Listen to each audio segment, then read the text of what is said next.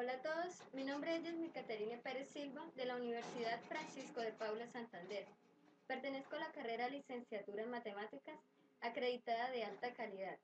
Este video va dirigido a la materia didáctica del pensamiento aleatorio, dirigida por el profesor Gerson Rincón.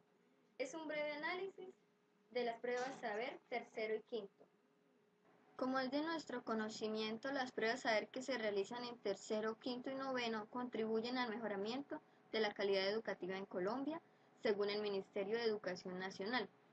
Estas pruebas monitorean el desarrollo de las competencias básicas de nuestros estudiantes y de paso hacen un seguimiento a la calidad del sistema educativo colombiano.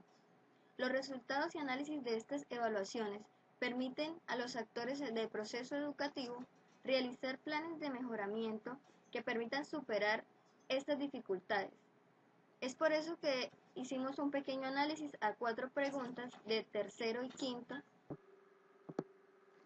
Vamos a dar comienzo al análisis de nuestra pregunta. La primera es de tercero en matemáticas del año 2013. Esta pregunta dice: observa la cantidad de paletas según el sabor que se vendió en una heladería.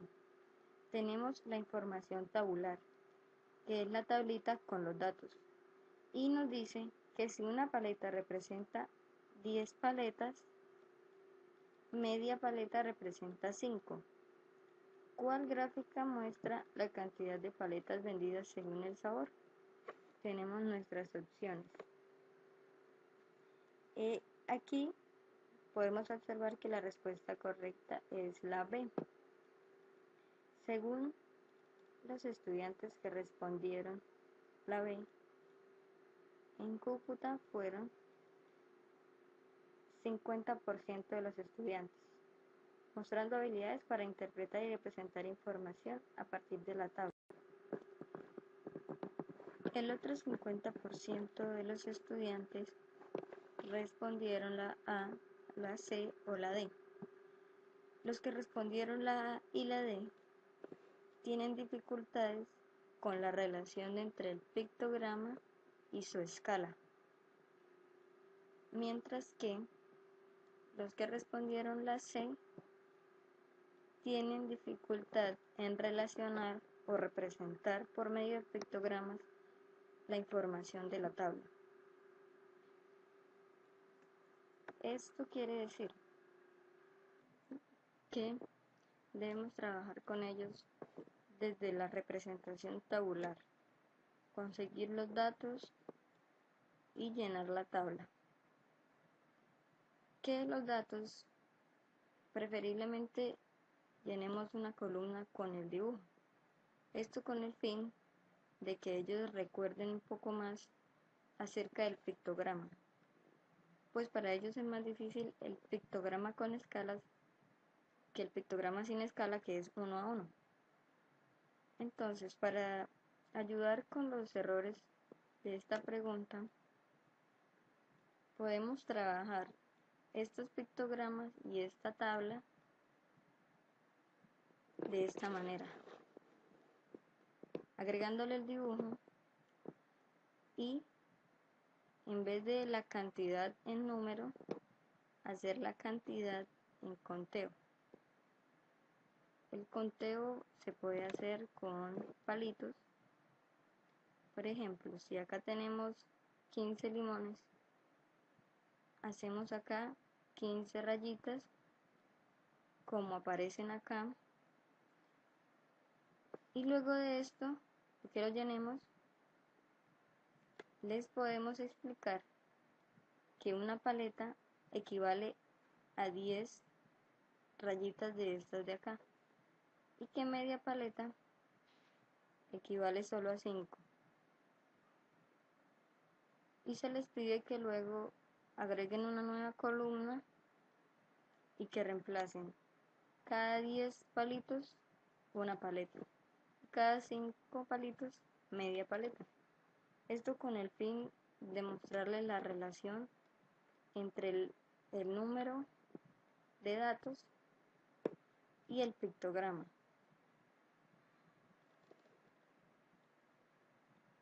La tabla quedaría de esta manera permitiéndoles relacionar el pictograma con el número de datos, en este caso llamado número de elecciones del sabor de la paleta.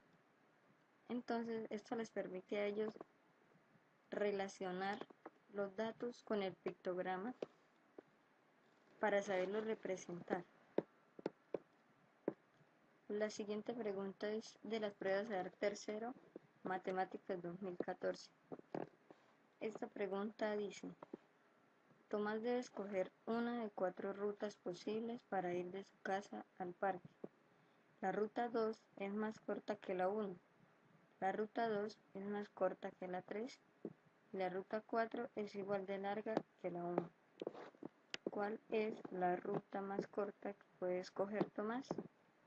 A, la 1, B, la 2, C, la 3, D, la 4. La respuesta correcta es la B. La ruta 2 es más corta. Entonces, los resultados fueron los siguientes. El 56,7% respondieron correctamente, pero los demás estudiantes tuvieron errores. Entonces, devolvámonos a las preguntas y observemos. ¿Qué posibles errores pudieron cometer los que respondieron la A, la 1 y la 4? Puede ser que ellos tienen problemas para las comparaciones. Y los que respondieron la C tienen problemas para estimar, para decir qué rutas puede ser la más corta, para interpretar el enunciado. Entonces, la estrategia es realizar una tabla que nos permita comparar todas las rutas. Aquí la hice con flechas. La primera flecha es la ruta 1, la segunda flecha la ruta 2, la tercera flecha la ruta 3 y la última la ruta 4.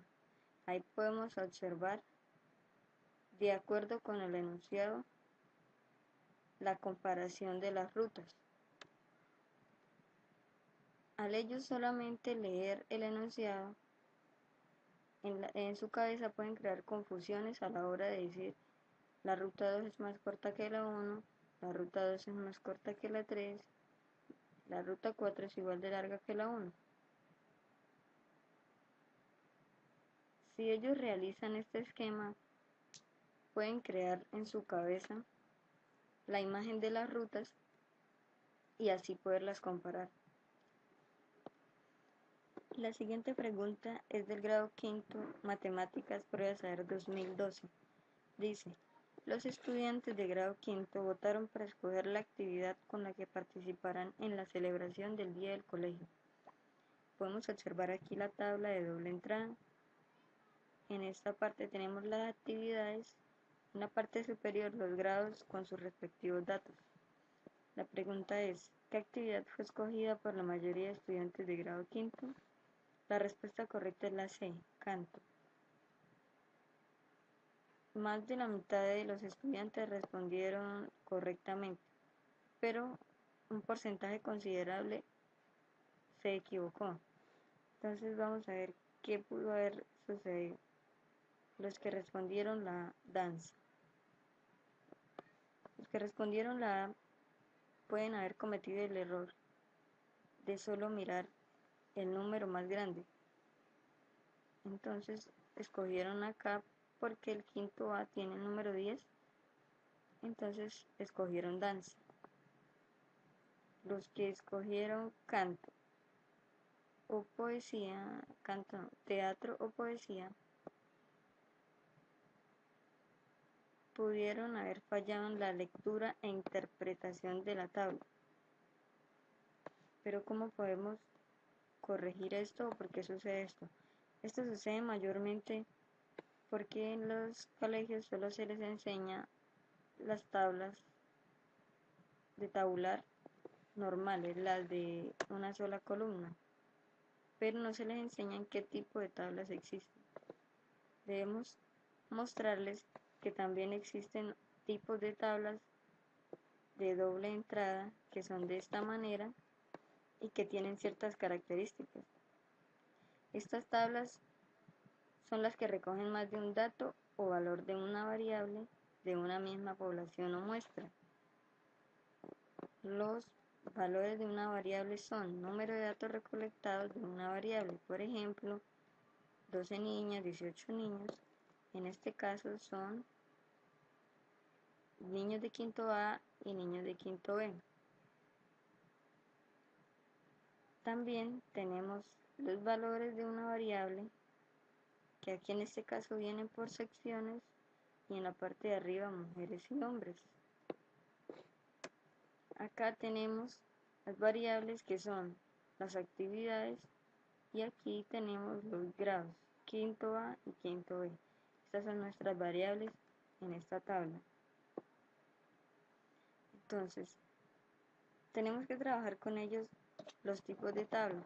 Primero, deberíamos pedirles que nos identifiquen las características de la tabla y cuáles son las variables que tenemos acá, para luego aprender a interpretar estas tablas, pues su interpretación es distinta a las que trabajamos normalmente. 2014. La gráfica muestra el número de panes rollo y la tabla el número de panes blanditos vendidos en una panadería entre el lunes y viernes de la semana pasada. Bueno, la pregunta muestra datos en diferentes representaciones. La representación del diagrama de barras muestra los datos de los panes rollos vendidos entre lunes y viernes, pero la gráfica o la representación tabular de la tablita representa es el número de panes blanditos vendidos de lunes a viernes. Son diferentes datos. Entonces, la pregunta es, ¿cuál de las siguientes afirmaciones es verdadera? Ellos que tienen que hacer, interpretar y comparar los datos de la gráfica de barras con los datos de la tabla, que son distintos. Tienen que darse cuenta que son distintos porque aquí son panes rollo y en las otras son panes blanditos. Entonces, dice A, el lunes se vendieron menos panes rollos que cualquier otro día. Los panes rollos son los que se encuentran en la gráfica de barras. Entonces, miremos, el lunes se vendieron menos panes rollos que cualquier otro día. No. El jueves se vendieron más panes blanditos que cualquier otro día. Panes blanditos es la gráfica, no es la gráfica de barras, sino la tabla. Entonces dice que si el jueves se vendieron más panes blanditos que cualquier otro día, falso. Se vendieron 11. 11 se vendieron incluso menos que los otros días. El viernes se vendieron 13 panes rollo y 20 panes blanditos. Panes rollos, gráfica de barras, viernes, 20, sí. Acá podemos observar 20 y 20 panes blanditos. El viernes, panes blanditos, 20, no, tenemos 13. La última, el martes se vendieron 30 panes rollo, martes, 30, sí, y 32 panes blanditos el martes, sí. Esta es la respuesta correcta, la D. Entonces, ¿qué errores pudieron haber cometido los que respondieron la A? Bueno, ellos pudieron haberse confundido a la hora de mirar que el lunes se vendieron menos panes que cualquier otro día, porque no observaron la gráfica, la interpretaron mal. Los que respondieron la B, el jueves se vendieron más panes blanditos que cualquier otro día. Esta respuesta quiere decir que ellos no tienen claro el concepto de información en la tabla. entonces no saben interpretar esta información. Los que respondieron la C, que el viernes se vendieron 13 panes rollo y 20 panes blanditos, lo que hicieron fue confundir la información de la tabla con la de barras. Entonces, donde decía panes rollo lo miraron fue en panes blanditos, y donde decía panes blanditos lo miraron en la tabla de panes rollo, creando en ellos una confusión, haciéndoles creer que esa era la respuesta verdadera. ¿Qué podemos hacer para corregir este tipo de errores? Entonces, queda claro que hay que enseñarles a interpretar la información de la tabla y la relación de esta con el gráfico. Entonces, mi estrategia es, con esta misma tabla, enseñarles un ejemplo de cómo se debe interpretar esta información. Y como para unos es más fácil interpretar el gráfico de barras, se les va a pedir que hagan el gráfico de barras del número de panes blanditos con el del número de panes rollo para que lo comparen. Entonces el objetivo es mostrarles un diagrama de barras y cómo aprender a dibujarlos según la tabla. Hay que empezar siempre por la tabla. Tomar los datos, preferiblemente datos del entorno de ellos, con el que ellos se familiaricen, para que el conocimiento les sirva para realizar o darle solución a otros problemas. Por ejemplo, aquí se les ha preguntado a 21 personas qué actividades realizaron el domingo por la tarde y se ha resumido dicha información en la tabla. Entonces se puede recolectar información dentro de los estudiantes de un salón de clase. Y acá dice, para ello representa los datos recogidos con barras de la misma anchura. La altura de las barras representa el número de veces que se repite cada dato. Observa el ejemplo. Acá tenemos el ejemplo y les vamos a explicar que la altura de la barra representa el número de veces que se repite cada dato, o el número de personas que prefieren el deporte. Por ejemplo, en este caso, el número de personas que prefieren el deporte son 9. Y según la altura de la barra representa el número de personas de la tabla. Esto es lo que hay que enseñarles a los estudiantes.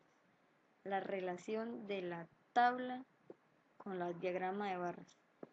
Que a partir de los datos que tenemos en la tabla se dibuja y se interpreta el diagrama de barras y la información que necesitan.